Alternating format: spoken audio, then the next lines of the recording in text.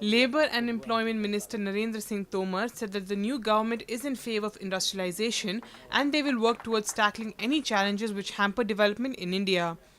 Tomar said he had spoken with the industry representatives to ensure that industrialisation in India takes place at a smooth pace.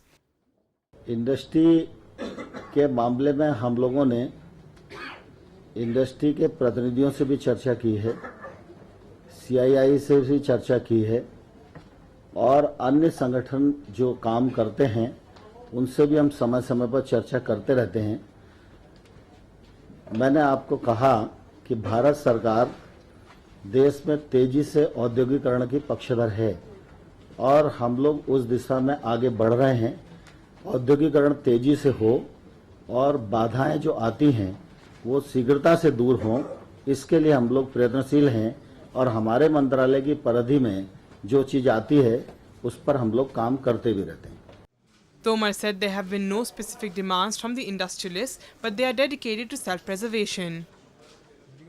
ऐसी कोई specific demand तो नहीं है उनकी, लेकिन आज जो चर्चा हुई क्योंकि हमारी पहली बैठक थी तो निश्चित रूप से उन सब लोगों ने बहुत डिमांड रेज नहीं की, लेकिन उनका संरक्षण किया जाए और उनके हितों का भी संवर्धन हो, ये चर्चा में उनकी अपेक्षा थी और हम उसके लिए प्रतिबद्ध भी हैं।